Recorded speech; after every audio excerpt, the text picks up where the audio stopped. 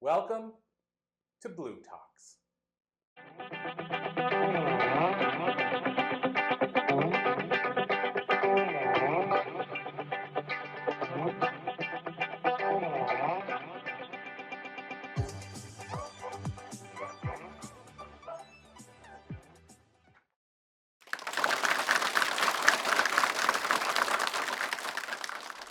Okay. Hello, my name is Davis Hahn. I'm happy to be here in Miami. There's a lot of cultural history in this city, to say the very least. And I love the state of Florida. But today I want to talk about something that happened in the state of Minnesota. You see, I have a dog, and I'm going to call my talk the Minnesota Miracle. Because indeed, it's not just a miracle, it's a multitude of miracles. I had a dog that saved my life, not once, but twice. I wouldn't be here today on the earth if not for my dog, Booster. And when he saved my life, I made him a promise that I would share him with the world. And that's one reason I'm here today, to keep and fulfill my promise to my dog, Booster, who's no longer with us today. I took Booster into Thailand. We visited children and orphans with HIV. And he put smiles on those children's faces. You know, I led a difficult life, but those kids led a life of challenge far greater. Mine was self-imposed with codependency and other issues. They were fighting a tragic disease, but we were able to put a smile on their face. We went into countries like Peru. We went into the Bahamas, 8 years. I helped them get a national disability law passed. Today, a blind man can get a hotel room with a dog, guide dog, because of the outreach. We got more media attention with Booster than they had in the preceding 8 years. Bahamas Air amended their operations manual to allow service dogs on all of their flights. I attended arguably the most amazing university in the world, Bergen University of Canine Studies. Today it's called Bergen College. People come from all over the world to teach and learn about dogs. And it's often been said that the more we complicate our world, the more we turn to dogs for a solution. Whether it's the suicide rate amongst our veterans of once an hour every day and having those veterans train dogs for other veterans, whether it's detecting COVID in the airports, diabetic alert dogs, seizure alert dogs, or what have you, we more often turn to dogs than ever before. So in my college, I had to do a graduation project, a thesis, and my thesis was entitled Project Fidelity, to project fidelity between the United States and Cuba. Adversarial countries, right? And I thought that my dog would be a better ambassador than a human. The humans couldn't seem to do it, right? I thought maybe the dog, because when I was depressed and I walked my dog, happy people came up to me. What a cute dog. Can I pet your dog? Get out of my face. Couldn't get a hotel room because I had a darn dog. But that dog kept bringing happy people into my life till I had a Helen Keller-like moment one day, and I got it, and I made that promise that I would share him with the world. So I wanted to get into Cuba. We didn't fly there, but Bahamas Air did, and they were so familiar with my dog that they agreed to fly me from Miami into Nassau and into Havana, which they had never had a dog in cabin prior to my dog. So I bought toys for the children in Cuba, put them in a suitcase, put crates in the suitcase, bought antibiotics to give to the veterinarians. And I flew in Havana, not knowing if they'd even allow a dog into the country. And a man at the airport grabbed me by the shoulder, and I said, oh, hell, I'm going to jail already. He was the airport veterinarian. He said he had a yellow Labrador too, and he slipped me his phone number. The Cubans weren't allowed to interact with the tourists in that country. It was a little bit under the table. And I dressed my dog Booster up as John Lennon, and I brought him into Cuba. And that night on the piano, they were playing Imagine All the People. It was pretty cool. But anyway, we had a marvelous trip there. But I'll talk about that in another talk.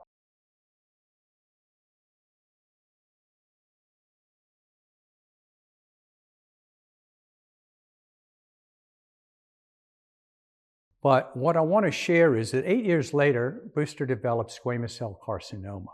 He had a tumor that ate through his skull cap, and he had 2 weeks to live. And I was ready to put him down. He was within 20 minutes of getting the needle. And I got an email from Cuba. Dave, we're Cubans. This is your friend Rodrigo. Fight for your dog. I said, wait, don't give him the needle. I want to tell you, it's a long story, but I took his MRI and sent it out to 10 universities around the US. I got a call one day, from an angel. This is Dr. Elizabeth Pluhar. I'd like to help Booster, not your dog, Booster. We're doing things at the Brain Laboratory here, and we're accomplishing a lot. I'd like to try to make a vaccine for your dog's squamous cell carcinoma. So I sent a piece of his tumor there. Long story short, they made a vaccine to fight his squamous cell. And in conjunction with radiation therapy and an operation, he went into total remission. And here's a photo of my dog with his head cut open. They debulked his tumor at the University of Florida. A noted London neurosurgeon did the procedure. And you will notice in the photo, they interviewed me and they brought the dog into my room, my Booster, into the room. And that dog was more worried about me than I could have possibly been about him. I'm sitting in a chair. He comes up with his cone around the neck, stitches in his head, and he's comforting me. I slid out of that chair onto the floor. And I wanted to thank the surgeon, and I couldn't because of the tears and the emotion. I'm like, thank you, right? They saved his life. So later on, I took him out to Disney, and the children were blowing bubbles, and he was jumping in the air and popping bubbles for the children and celebrating life. They did a newspaper story, television story. A year later, we flew to Minnesota to thank Dr. Pluhar for saving Booster's life, and he brought her a Christmas stocking for that event. It's a special meeting today between a dog and the doctor who saved its life. Booster was diagnosed with cancer last year and given just weeks to live. His owner refused to give up and searched the world for a cure. That search brought them right here to the Twin Cities. Buajong has their story. Dr. Elizabeth Pluhar is no stranger to canine cancer. She, along with the late Dr. John Olfest, made significant strides at the U in finding a cure for brain cancer. Their team uses a vaccine that causes a patient's own immune system to attack cancer. Almost a year ago, a dog owner from Mississippi found her and asked for help. He had a tumor that literally ate through his skull cap like a water balloon bursting through a saltine cracker. When he would open his mouth to grab an item, he would scream in pain and literally hit the wall. It was frightening. Davis Hahn's 8-year-old lab Booster was diagnosed with skin cancer and given 3 weeks to live. He searched the country for a cure. It was the least he could do for a dog who saved him from a self-destructive life. I made him a promise that I would never take life for granted again. Hahn found a team in Florida to remove the tumor and provide chemo. Pluhar had never made a vaccine for skin cancer before, but agreed to try it. A lot of people are given a hopeless prognosis when their dogs are diagnosed with cancer, and I think that we should do whatever we can. She shipped the vaccine off. 10 months later, Booster is cancer-free. He can't see out of the right side of his eye because of radiation, but that doesn't matter, not today. Hi. He knows exactly who he needs to see. Dr. Pluhar? Booster wanted you to have this. Oh, thank you, Booster. Did you bring me you want it back? No one knows how long the cancer will stay away, but all that matters is the big boost in life. In St. Paul, Buajong, KARE 11 News.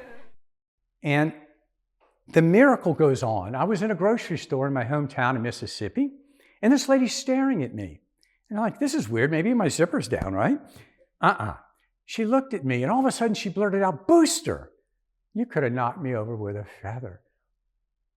You don't remember me, do you? No, ma'am, honestly, I don't. My husband is the veterinarian that saved your puppy's life when he had ingested rat poison. You see, Booster had 107 fever. His lungs were full of blood. He was close to death when her husband saved his life. She said there was something special about that puppy, and I've never forgotten him. I said, you have no idea. Take out your cell phone, Google Davis Hahn Booster. You'll get 10 pages on the internet all over the world. He was an amazing puppy. God gave preachers a Bible, he gave me a dog. That's the only way I can express it. And I told her about the squamous cell, and she starts tearing in the grocery store. What's wrong? Dave, my husband that saved your puppy's life, he's currently got squamous cell carcinoma. I then told her how they made a vaccine and put my dog into remission. And because of success with my dog and others, they got federal permission to try their technology with humans. And today it's called immunotherapy. Now she's breaking down in the store. The dam is broken and she's in tears. And I said, 1 in 4 dogs will come down with cancer. 1 in 2 after age 10. No, Dave, you don't understand. My husband just underwent immunotherapy for his squamous cell carcinoma. So the veterinarian that saved the puppy's life, the puppy years later may have saved the veterinarian's life. How amazing is that, right? But yet there's more. So when I attended Bergen, I read about cloning. I was invited to Seoul, South Korea. Booster was up in age. My service dog's life was coming to an end. I was depressed. They invited me to Korea. Long story short, at Soam Biotech, they cloned my Booster. Today, I have his 2 progeny, Boosted and Busted, who continue the work of their father. We were on the front page of the Korean Herald newspaper. At the top is a header, See Obama, page 6. We were on the front page in color in a 5x7. Pretty cool, right? But yet there's more of this Minnesota miracle.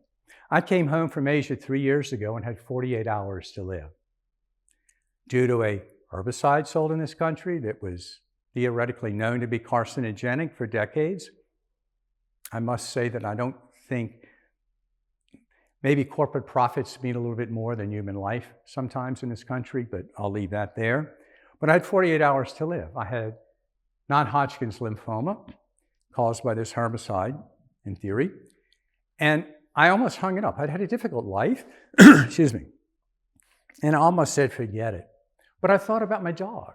I thought about my Booster. He didn't have a choice. I put him through that cancer regimen. How dare I not put me through what I put my dog through?